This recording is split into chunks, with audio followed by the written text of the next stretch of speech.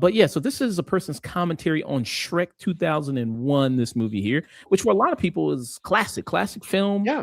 Um, It was very formative to me during my early years. It's the best Shrek movie, I think, is the first one. And yeah, definitely one of the most influential animated movies ever made, I think. yeah, did we do a retro review for that Shrek? I think we did. Might have. Yeah. And then there were some people even who said, like, I rewatched all the Shrek movies just to even respond to her video because I just wanted to make sure I wasn't crazy. Like, wait a minute, what the fuck is she talking about? But here we go. So this is this person here. And it just was a fascinating thing to get everybody kind of responding. Here we go. About how Shrek is not a fairy tale. It's a cautionary tale. An example of how a woman cannot turn an ogre into a man, but he can make an ogre out of you. Because she started as a princess. She had generational wealth. The music I didn't really notice that, but the music in the background is killing me right here. That's very dramatic music. So dramatic. I didn't notice that before. She could have had a pet dragon. And because she was stuck up there, no hobbies, no friends, the first person she meets is this moody-ass, stubborn ogre that basically negs her. She takes that as a sign to, like, get him to like her, and she falls in love with him. He manages to get a princess to settle for him, an antisocial outcast, lives in a swamp. Isn't he also unemployed? She's thinking, oh my god, I got the loser to love me. Alienates herself from her family to live with him in a swamp. The music gets is baby building, trapped. swelling. She's also an ogre now, so if she ever wanted to leave him, she's severely limited her potential dating pool. He's not willing to change anything about himself or the way he lives or to level up in order to provide for her and their family. Did I mention she lives in a swamp when she could have lived in a castle? People try to trick women into not caring about material things, but there really is a level that you need to care about when you're going to raise children, okay? Men can go their whole lives sleeping on the floor, but how are you going to raise children in that kind of environment? You could be the prettiest and richest girl in the land, and if you don't have a hobby and some friends, you'll end up in the swamp with an ogre. All right. Okay, first off, Ogre Fiona, I think clears the regular Fiona. Really? Oh, okay. They didn't know what to do with all that. Wow. Nick is revealing some things about himself here. Wow. Okay. Well, the ogre version is her true self. So, Yeah. you know, that. Yeah. So I'll play a response video real quick, and then I'll Okay. get you guys' opinion there on a lot of stuff there. Because, like, people were saying, like, that I don't think you really maybe understood or maybe watched the movie carefully there. And really understood it there. But so I'll play another video. So this is somebody responding to what she had to say about it. Discourse to me feels like a humiliation ritual because I can think of no piece of media as generally and universally beloved as Shrek. I say this with zero glaze. If you were to come up to me and argue that Shrek was the most culturally significant thing that happened in the United States in 2001, I would listen. And I mean that. Shrek 1, 2, and Puss in Boots: The Last Wish are some of the greatest animated films ever made. It has a nearly SpongeBob level of quotability. And I do love Puss in Boots. Puss in Boots, I think, is really amazing. I think both Puss in Boots movies are shockingly good. Yeah. Add in the cultural context that this was 2001 level of body shaming, level of skinny culture, and a film came out about loving yourself and being honest and true to who you are. I'm not going to make a video explaining the plot and the significance of Shrek because I believe that most people who saw Shrek got Shrek. Shrek is a cautionary tale, is a take so bad that we gotta send you to like the hot take G leagues. It's actually such good rage bait. It's actually like, I honestly think it's one of the most beautifully constructed pieces of rage bait that I don't think was intended to be rage bait. It is, I think, I'm not sure that I can construct a series of words that would piss people off more.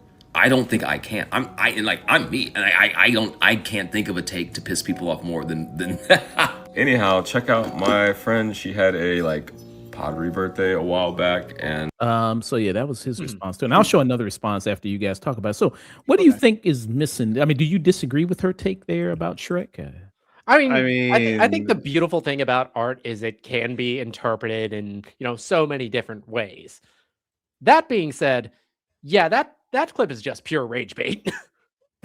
yeah, I'm with you about like hearing art being interpreted in different ways, but there are sometimes wrong ways to interpret art, Mm. and this is one of those things because like I can't tell if she's being serious or not, but like this just this Yeah, but feels like a troll didn't you hear job, didn't you hear the honestly. music?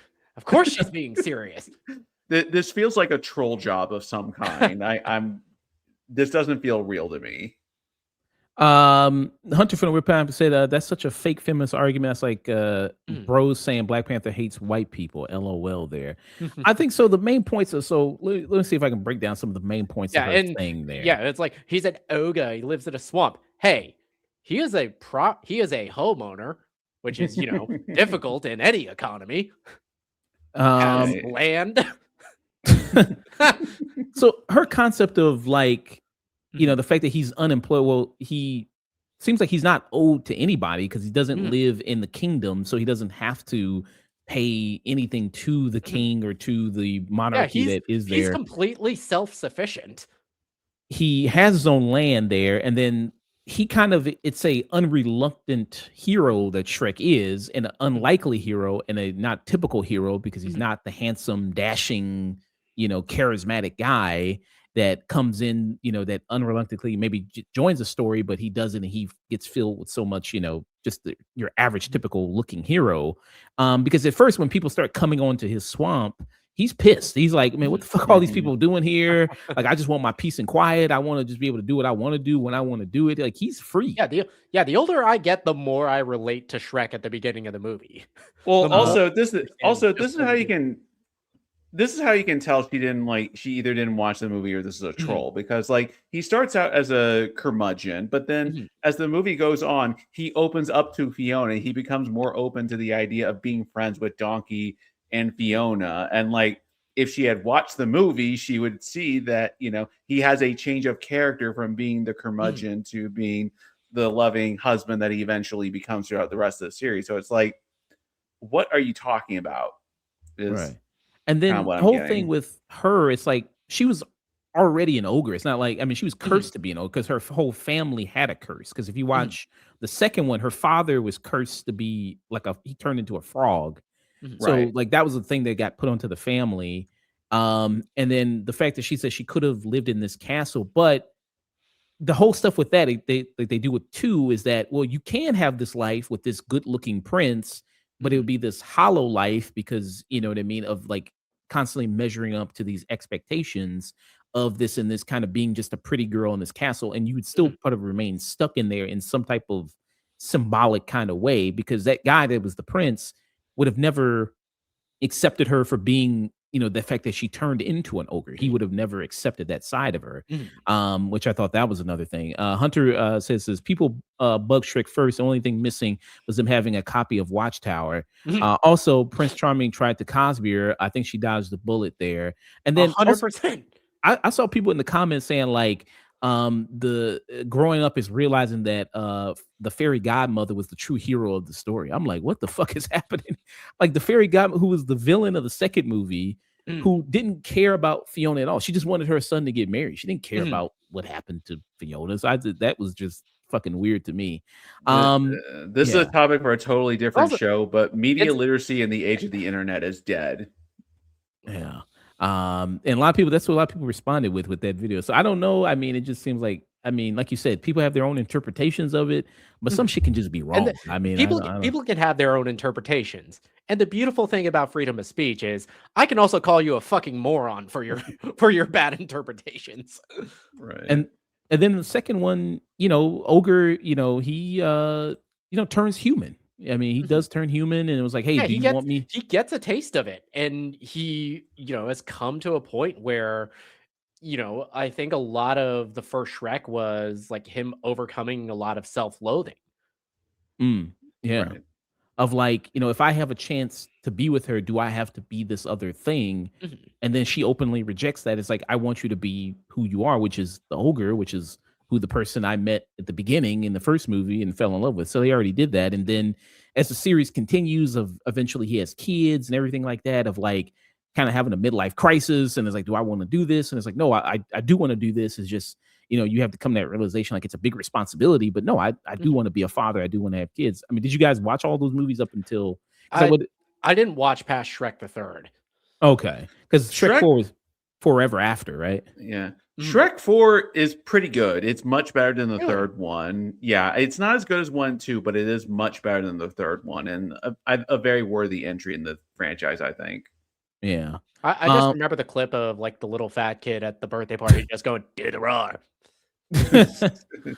And then also the thing of like, I mean, what she was talking about as far as, like she had a pet dragon. The dragon was never the pet. That Like the that dragon wasn't a was, pet. That was her jailer.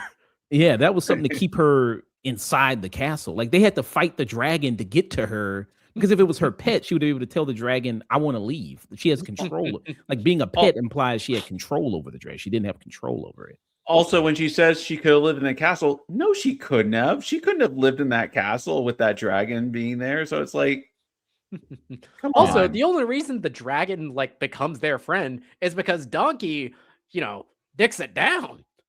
Yeah.